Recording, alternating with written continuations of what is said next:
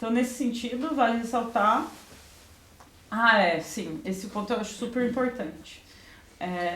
Se a gente pensar, e aí tem uma herança bem forte dos meus estudos com relação ao feminismo negro e a um questionamento social. Eu já participei intensamente de grupos de militância, então a gente precisa ler muitos autores fora da psicanálise, super importante. Sim.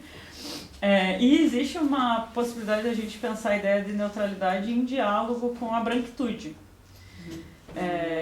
Essa ideia de ser neutro, ela está bastante, inclusive acho que vale a pena a gente acessar a Bell Hooks, né? A Bell Hooks traz um entrelaçamento muito legal para a relação entre branquitude e neutralidade. Ser neutro não é sem cor. Ser neutro tende a ser branco. E nisso, nesse jogo entre branquitude e neutralidade, a gente tem que pensar inclusive em cisnormatividade. Branquitude, heterossexualidade, cisgeneridade caminham juntas na suposição de uma isenção de um lugar de ser objeto de estudos. Então, quando a gente vai pensar sobre raça, por exemplo, por que a gente não pensa na constituição do branco?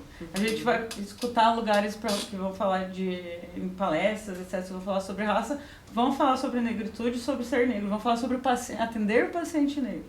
Então, o tempo todo, esse lugar da branquitude não se põe como objeto de estudo. Então, a gente vai pensar sobre sexualidade, a gente vai ver um monte de trabalho sobre homossexualidade, transexualidade, vai ver, inclusive, coisas muito violentas, imagino que muitos daqui conhecem aquele clássico artigo do Coutinho, e aqui eu me permito falar nomes, porque a gente precisa dar nome às coisas, né? Que é a pandemia? A epidemia trans, né? Então, assim, e a epidemia hétero? Sim, que devastou o planeta. Sim! Então, essa possibilidade de não se considerar como um objeto de estudo vai se relacionar com essa ideia de neutro e de um não lugar. Então, a gente precisa ficar muito atentos a isso, né? A própria cisgeneridade recente recebe um nome, né? Ela é teorizada. A gente não dava nome à cisgeneridade. E é isso, né? Ser cis era a norma neutra de um a priori tido como centro, como factual, como inato, como esperado. Então, neutralidade e normatividade têm uma relação direta. Eu acho legal também pensar nesses dois termos, neutralidade e normatividade. E que, por vezes, são entendidos, inclusive, como equivalentes, né? Eu imagino que todos aqui também já ouviram isso, né? Frases como o inconsciente não tem cor, isso se repete muito em muitos lugares de discussão em psicanálise. Além de ser frases racistas, né, essas frases nos lembram, né, como psicanalistas, do perigo da gente se achar identitário.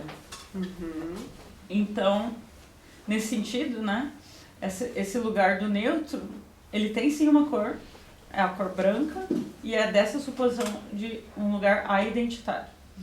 Porque também tem uma discussão enorme na psicanálise com relação à questão de uma crítica, né, do identitarismo, que é um grande problema também e que é muito forte, assim.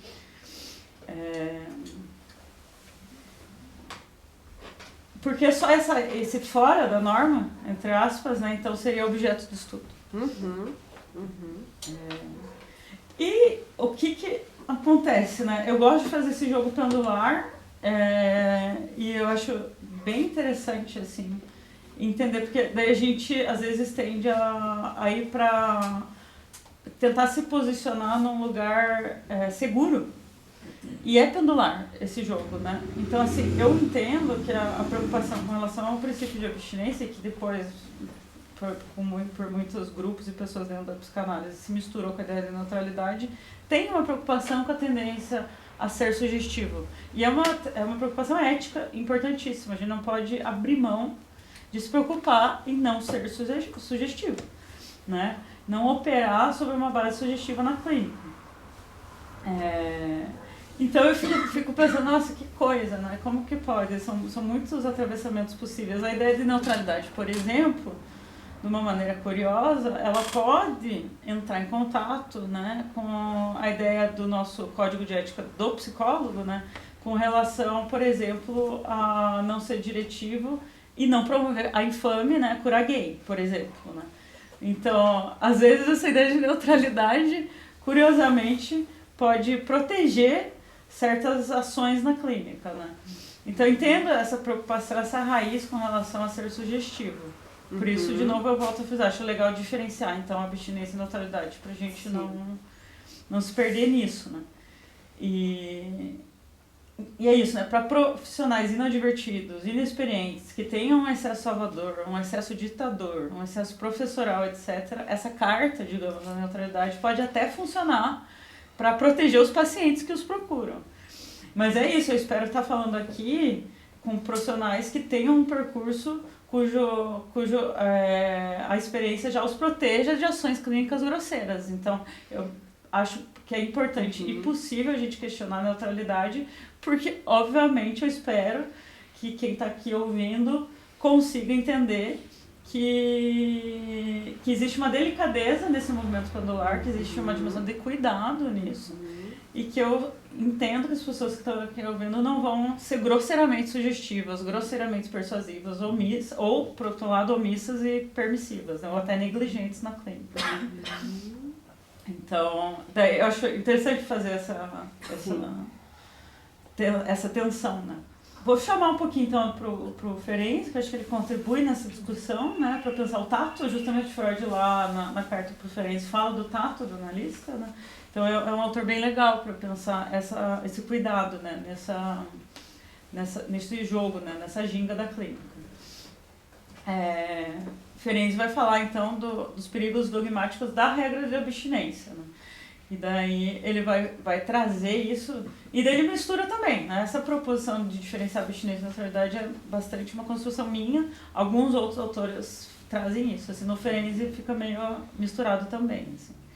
Mas ele vai falar dos obedientes demais, né? E que tornam, então, essas regras como tabu. E daí ele vai justamente questionar que esse analista que pode tentar se supor neutro, ele pode justamente, em contrapartida, existir em excesso na cena clínica, quando às vezes obriga na relação transferencial uma tolerância a por exemplo, um excesso de frieza. E às vezes, a depender do paciente, a questão da frieza pode ser uma questão emocional bem específica. E daí esse analista supostamente neutro estaria tendendo a reatualizar uma lógica sintomática do paciente.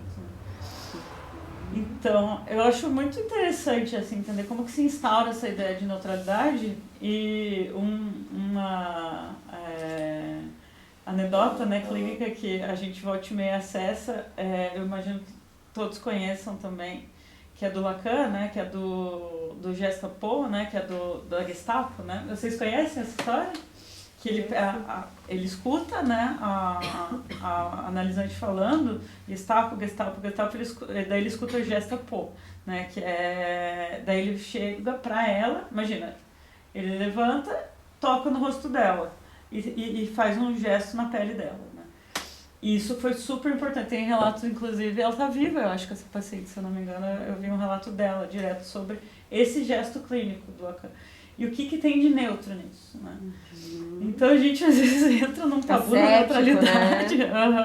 E é super importante a forma como a paciente narra, o quanto foi, na minha tese eu falo da importância do encontro na clínica, né? São momentos de um encontro. Na minha opinião, quando a paciente do Lacan narra isso, houve um encontro clínico. Houve uma possibilidade de quase assim, entender que é possível encontros na vida e é possível até no Winnicott vai falar da capacidade de esperança, né, que é esperar algo da vida. E o encontro é muito importante para isso, assim. Então, quando eu escuto essa paciente narrar esse gesto do Lacan, me vem essa importância dessa dimensão na clínica. Só para finalizar, então, acho que eu vou para essa parte aqui que eu acho bem legal, né, do Freud, e daí vou abrir pra gente conversar um pouquinho. Vocês já viram aquela proposição que ele pega do Leonardo da Vinci, que é o per via de por e per via de levare. Ele usa essa referência para falar da técnica da pintura e da técnica da escultura. E daí ele vai falar da técnica, falando que a técnica da pintura é pôr algo num quadro, né? Então ele vai lá e o pintor põe algo.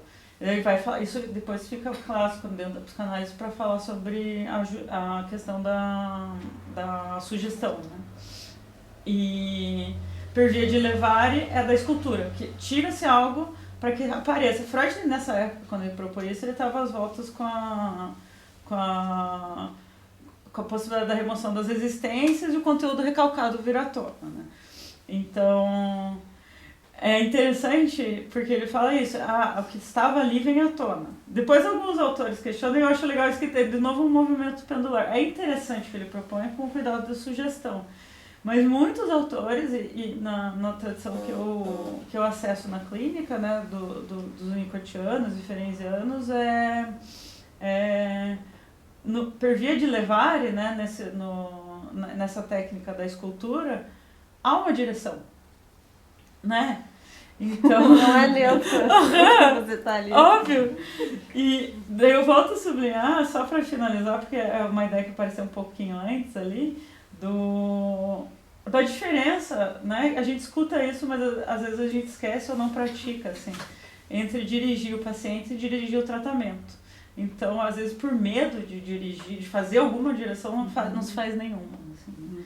Então, como o próprio Freud disse, tudo aquilo de positivo que era possível pensar com relação à técnica, eu deixei para a ideia de tato do Ferenczi, né? E a gente daí às vezes pode se enrijecer na dimensão normativa do não, né? Dos não. Então, eu ia ler uma partinha do livro que posso dizer o que vai acontecer?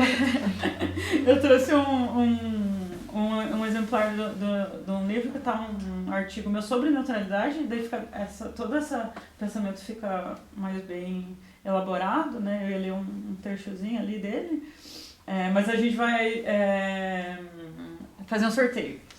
Então, e daí vamos entrar nesse texto, depois, se vocês quiserem, eu dou acesso em PDF, né, ao texto, que vai trazer também essas dimensões do Ferenczi com relação à área de sugestionabilidade inerente à clínica. Então, em maior ou menor grau, a gente está aberto a uma sugestionabilidade. E a questão, então, não seria como ser neutro, mas o que fazer com essa área de sugestionabilidade. É essa a questão que fica, né, nessa reflexão. Então, é isso, gente.